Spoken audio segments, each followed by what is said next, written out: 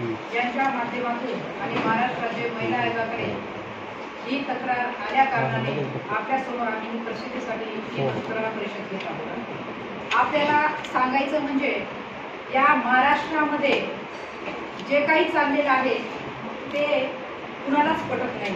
कारण की या महाराष्ट्रामध्ये ज्या नावाचा बोलबाला आपण ऐकतोय मीडियाच्या माध्यमातून मिनिट टू मिनिट, असे महाराष्ट्र राज्याचे मुख्यमंत्री देवेंद्र फडणवीसजी या महाराष्ट्र राज्याचे गृहमंत्री आहेत आणि 5 जिल्ह्याचे पालकमंत्री सुद्धा आहेत। परंतु या ठिकाणी पालकमंत्री आणि गृहमंत्री या नात्याने बोलायचं म्हटलं तर स्वतः त्यांच्या गडचिरोली जिल्ह्यामध्ये वनक्षेत्रामध्ये काम करत असलेली प्राची काळे ज्यांच्यावर होणाऱ्या वारंवार अत्याचारासंदर्भामध्ये गृहमंत्र्याच्या गृह खात्याने किंवा तेथील पोलीस प्रशासनाने कसलीही दखल घेतलेली नाही। हा विषय असा आहे की प्राची काळे तिथे वनरक्षक म्हणून त्या वन विभागामध्ये काम करत आहे आणि काम करत असताना त्याच खात्यातील वरिष्ठ महिला आणि पुरुष अधिकारी त्या महिलेला वारंवार रॅगिंग आणि टॉर्चरिंग म्हणजे मानसिक छळ त्या ठिकाणी केला जातो। कारण की प्राची काळे सोबत तिचे पती अश्विन कुमार सोनोने हे सुद्धा तिथे वन संरक्षक म्हणून काम करत आहेत। कारण की त्या वन विभागामध्ये जे ज्येष्ठ अधिकारी आहेत ते तत्कालीन उमेशजी वर्मा हे त्या ठिकाणी होते। उमेशजी वर्मा असताना त्या ठिकाणी वनक्षेत्र अधिकारी ही वर्षा पौळ होती आणि वर्षा पौळचे मिस्टर म्हणजे हा एक प्रकरण तुमच्या लक्षात आलं पाहिजे, भागवत कदम हे त्या स्थानिक गुन्हे शाखेला त्या ठिकाणी ते काम करत होते, कार्यरत असताना उमेश वर्मा यांनी काय केलं की वर्षा पौळ वन संरक्षक आणि वनरक्षक यांची टीम बनवली आणि सदरच्या जंगलामध्ये पाहणीसाठी आणि तपासणीसाठी तीन दौऱ्याच्या निमित्ताने ती पाठवली असताना तिथे असलेली वनरक्षक प्राची काळे ही डिलिव्हरी लीव घेऊन नेटकीच त्या ठिकाणी जॉईन झालेली होती। जॉईन झाल्याच्या नंतर त्या ठिकाणी तिला दौऱ्यावर जाता येत नव्हतं असं त्या मेडिकलमध्ये सांगितलेलं होतं। म्हणून उमेश शर्माने त्यांना तिथे थांबवलं आणि प्रत्येकाला तिकडे वन दौऱ्यावर पाठवलं। वर्षा पौळ यांना वर्षा पौळ ही वनरक्षक, तिला उमेश वर्माची जागा हवी होती म्हणून त्यांनी म्हणजे तिच्या सुराच्या बुद्धीने त्या ठिकाणी डावपेच खेळायला सुरुवात केली। तिने असं केलं की प्राची काळेला ऑफिसमध्ये का ठेवलं आणि दौऱ्याला का नाही पाठवलं, ह्या कारणापोटी तिने आऊच्या भाऊ प्रकरण केलं आणि प्राची काळेला वारंवार दबावात घेतलं गेलं आणि प्राची काळेला ती वारंवार कोण तिथला PSI स्थानिक गुन्हे शाखेचा PSI म्हणजेच वर्षा पौळचे मिस्टर म्हणजे पतिदेव आणि वर्षा पौळ हे दोघं संगनमताने आपली प्राची काळे आणि अश्विन कुमार सोनोने यांच्यावर वारंवार म्हणजे दबाव टाकत होते की तुम्ही त्या आपल्या उमेश वर्मा जे त्या ठिकाणी DCF होते त्यांच्यावर तुम्ही आरोप करा। आरोप कशासाठी करा, कारण त्यांना त्याची पोळी भाजून घ्यायची होती। कारण की जर त्यांच्यावर आरोप केले तर उमेश वर्मावर आरोप जर केले त्यांची बदली होईल आणि ती जागा त्या वर्षा पौळला मिळेल। ह्या कारणापोटी त्यांनी सांगितलं होतं प्राची काळेला तू त्यांच्या ऑफिसमध्ये जा, ऑफिसमध्ये गेल्याच्या नंतर माझ्यावर अतिप्रसंग केला, विनयभंग केला, अशा पद्धतीने तू आरडाओरड कर, अशा पद्धतीने वारंवार त्यांना दबावाखाली घेत होत्या। परंतु प्राची काळे आणि अश्विन सोनोने हे भागवत कदम आणि तिची पत्नी जी आरोपी होती वर्षा पौळ याच्या आमिषाला बळी पडत नव्हते। कारण की ते सांगत होते की आम्ही असलं कोणतंही काम करणार नाही जेणेकरून की आम्हाला कुणावर अन्याय करता येईल। म्हणून प्राची काळेला त्यांनी ह्या वारंवार गोष्टीला नकार देत असल्या कारणाने परत त्यांनी दुसरा प्रसंग असा निर्माण केला। त्या ठिकाणी SC प्रवर्गामध्ये त्या ठिकाणी जी महिला काम करत होती ती होती त्या ठिकाणी वनपाल म्हणजे वन सर्वेक्षक होती, तिचं नाव होतं त्या ठिकाणी स्नेहा वाळके।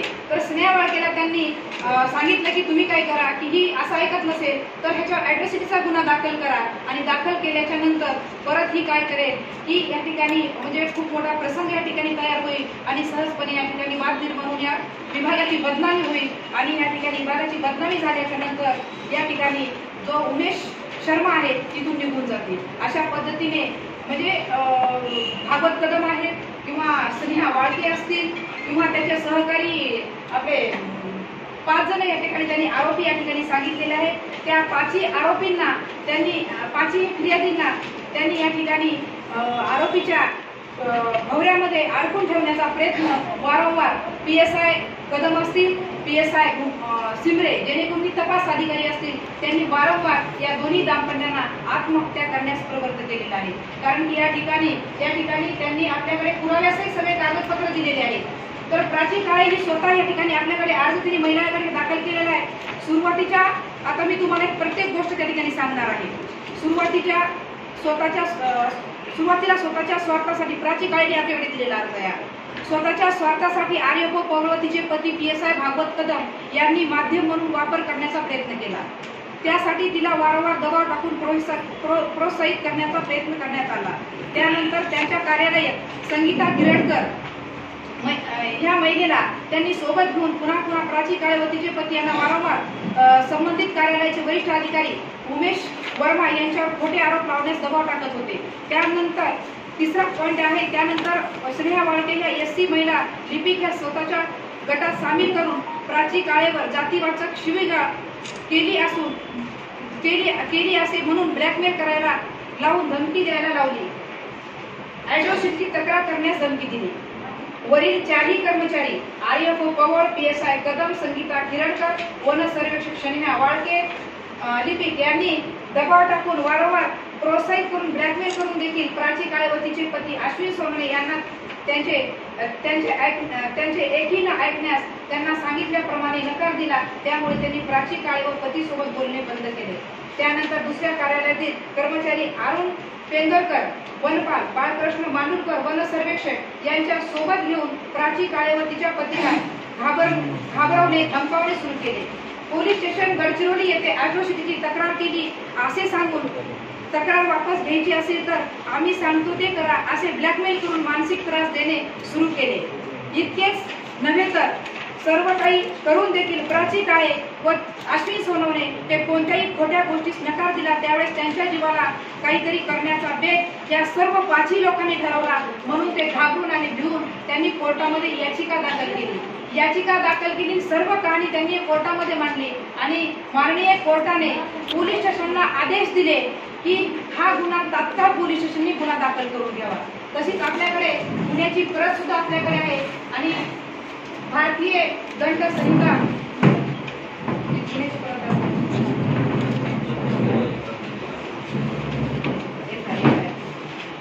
माननीय कोर्टाने त्या ठिकाणी आदेश दिल्याच्या नंतर कोर्टाचे आदेश होते पोलीस स्टेशनला की हे तुम्ही तात्काळ त्यांच्यावर गुन्हा दाखल करा आणि पोलीस स्टेशनने तरीही गुन्हा दाखल केला नव्हता. कंटेम्प्ट ऑफ कोर्टची नोटीस दिली आणि त्यानंतर हा गुन्हा त्यांचा दाखल करण्यात आला.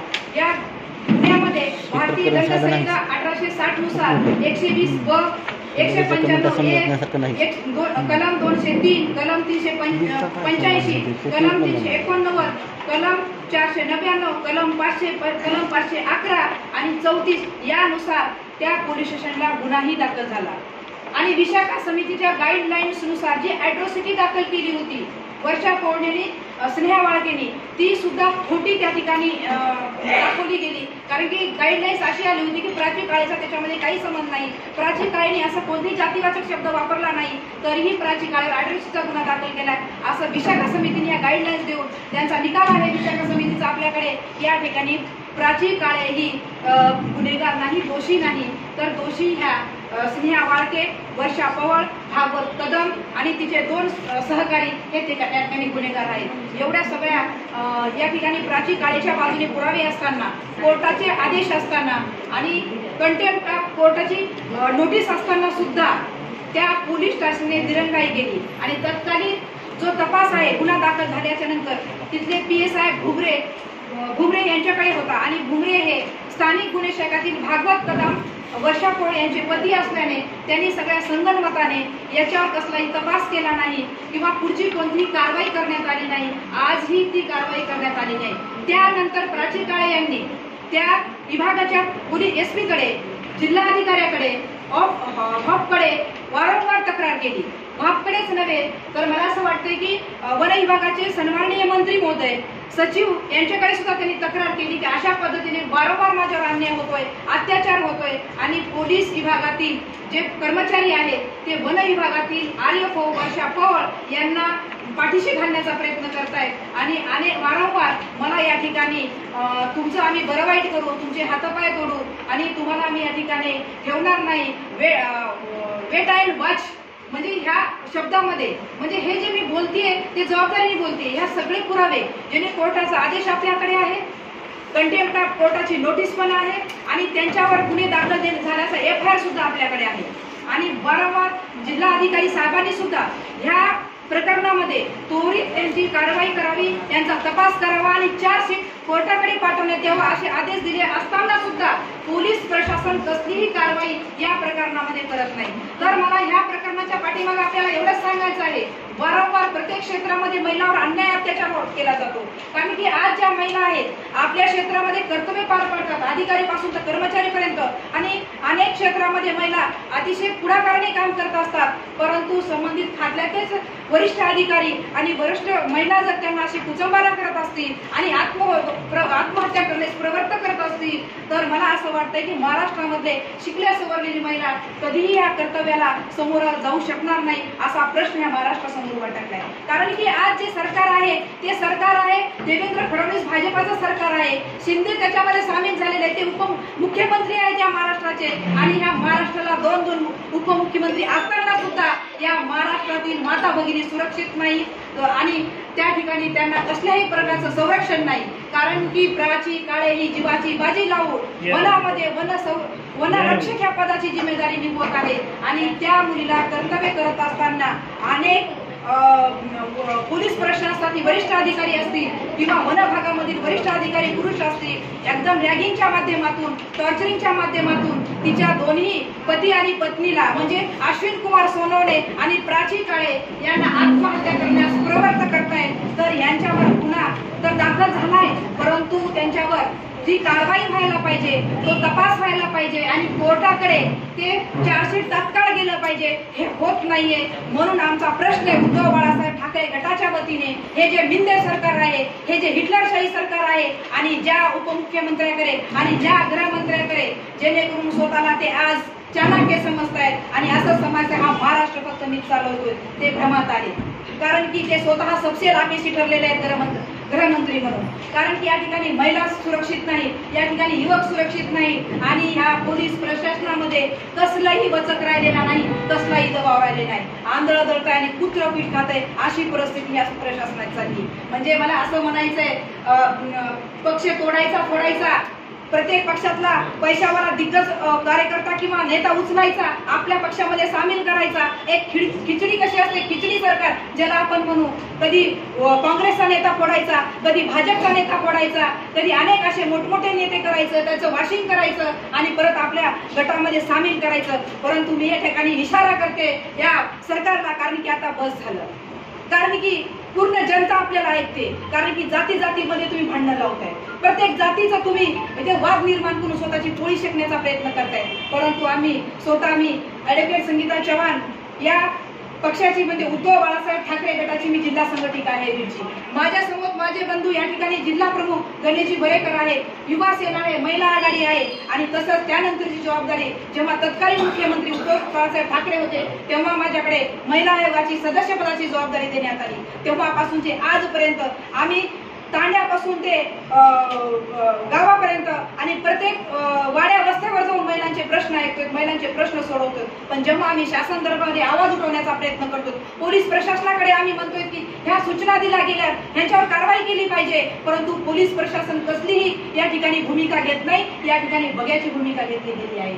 मला या ठिकाणी असं सांगायचं आहे, पोलीस प्रशासनाला एवढं सांगायचं आहे की तुम्ही जे मस्तवालपणा हा चालू केलेला आहे, जे आरेरावीपणा तुम्ही चालू केलेला आहे महिलांसोबत, हे कदापि महिला आयोग सदस्य म्हणून आणि उद्धव बाळासाहेब ठाकरे गटाची जिल्हा संघटक म्हणून मी कदापि आम्ही सहन करणार नाही. कारण की माझ्या माता भगिनींना न्याय मिळाला पाहिजे. कारण की हा महाराष्ट्र शिवरायांचा महाराष्ट्र आहे, डॉक्टर बाबासाहेब आंबेडकरांच्या, शाहू फुले आंबेडकरांचा महाराष्ट्र आहे, आई जिजाऊंचा सावित्रींचा महाराष्ट्र आहे आणि हा पुरोगामी महाराष्ट्र आहे. कारण की घटनेने महिलांना सगळ्या बाबतीचे अधिकार दिलेले आहेत आणि अधिकार देताना सुद्धा कारण की जी मानसिकता पुरुषी मानसिकता आहे ती मानसिकता महिलांना अधिकार देण्यापासून म्हणजे कुचंबना म्हणजे माघार घेते किंवा ती मानसिकता त्यांची तयार होत नाहीये. पण ही कशामुळे? कारण की जे लोक त्या ठिकाणी बसलेले आहेत प्रशासनामध्ये, जेणेकरून मला वनमंत्र्याकडे यायचंय, कारण की पोलीस प्रशासनाचा विषय झाला, परंतु जे सुधीर भाऊ मुनगंटीवार वनमंत्री म्हणून स्वतःला शिस्तप्रिय मंत्री म्हणून समजतात, त्यांना काय शिस्त काय स्वतःलाच पाहिजे का? वन खात्यामध्ये यांना शिस्त लावायला नकोय काय? ह्याची शिस्त कुठे घाण ठेवली का? इकडे फक्त वनमंत्री रणमंत्री झाले, प्रत्येक ठिकाणी पळायचं, नुसतं पळायचं, काम शून्य. या ठिकाणी बेरोजगारी वाढली, महिलांचे प्रश्न वाढले, कर्तव्यावर काम करणाऱ्या महिला ह्या म्हणजे आवाज त्यांचा दबला गेलाय. तुम्ही जर आपल्या प्रशासनामध्ये शिस्त लावू शकत नाही, जर आपल्या वनमंत्र्यामध्ये सुधीर भाऊ आपली जर वचक नसेल, तर आपण तात्काळ राजीनामा दिला पाहिजे. कारण की आपल्याला त्या वन खात्यामध्ये बसण्याचा काही अधिकार नाही. आपल्या सगळ्या पत्रकार बांधवांना माहित आहे, दीपालीच्या वन हे प्रकरण झालं, असे अनेक प्रकरण वन खात्यामध्ये घडत आहेत, परंतु मुख्यमंत्रीला सुद्धा आम्ही सोडणार नाही. कारण की असा प्रकार आता आम्ही खपवून घेणार नाही. मला या ठिकाणी सांगताना तुम्हाला सगळ्याला एकच सांगायचं आहे, 5 जिल्ह्याचे तुम्ही पालक आहात, परंतु एकाही जिल्ह्यामध्ये आपण पालक म्हणून कसली भूमिका या ठिकाणी घेतलेली नाही. तुमच्या जिल्ह्यामध्ये महिलावर होणारा वाढता जो अन्याय अत्याचार आहे तो पहिले फडणवीस साहेब आपण थांबवला पाहिजे. आणि हा जर तुम्ही अत्याचार नाही जर थांबवला आणि त्या महिलावर जे वारंवार या ठिकाणी अन्याय झालाय आणि त्या महिलांना कोर्टामध्ये जे आदेश दिलेला आहे, त्यांनी माननीय कोर्टाचा सुद्धा अवमान या ठिकाणी त्या पोलीस प्रशासनाने या ठिकाणी केलेला आहे. जो कोणी तपास अधिकारी असेल, ज्याच्याकडे हे आदेश पारित झाले असतील, त्या स्वतःही SP साहेबांनी संबंधित उपपोलीस निरीक्षक जो तपास अधिकारी आहे त्याला सह आरोपी करण्यात यावं. जर ह्या गोष्टी आपण केल्या नाही, वर्षा पवार या मॅडम आरेको म्हणून आता परभणीला आहेत, त्यांचे पतिदेव भागवत कदम बघ्याची भूमिका घेऊन आता जालन्याला आहेत, जेणेकरून बनसल साहेब त्या ठिकाणी SP आहेत. मला या ठिकाणी देवेंद्र फडणवीस साहेबांच्या माध्यमातून या महाराष्ट्र राज्याच्या महासंचालक आमच्या आयोगाच्या सन्माननीय पदसिद्ध सदस्य रश्मिताई शुक्ला यांना सुद्धा या माध्यमातून सांगायचं आहे की आपण आपल्या पोलीस प्रशासनाला वेळीच व्यसन घाला, नसता हे आपल्या अंगलट आल्याशिवाय राहणार नाही.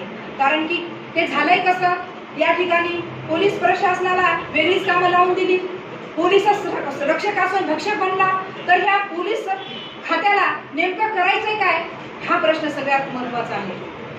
म्हणून या ठिकाणी जी नावं आपण या ठिकाणी मी सांगत आहे आपल्याला, या ठिकाणी गुन्हेगार म्हणून देवाला न्याय जर नाही मिळाला तर आम्ही या ठिकाणी तीव्र आंदोलन करू, असं मी या ठिकाणी आम्हाला एवढं म्हणायचं. तिला कुठंच न्याय भेटला नाही. तुम्हाला सांगतो की महिला आयोगाच्या दुपारी काही चाकर गेली, तिथं पण त्यांना खाली हात तिला हाकलून दिले. तसा आरोप करा ना तुम्ही, महिला आयोगाच्या आहे ना, मी दुपारी स्वतः बोलणार.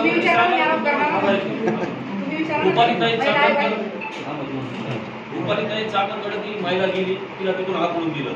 देवेंद्र फडणवीसकडे गेली, तिथून पण तिला हाकलून दिली. महिला बोलायला तयार आहे, महिलाला तिला मी वेळ पडली तर मी तिला आणतो ना, बोलायला तयार आहे.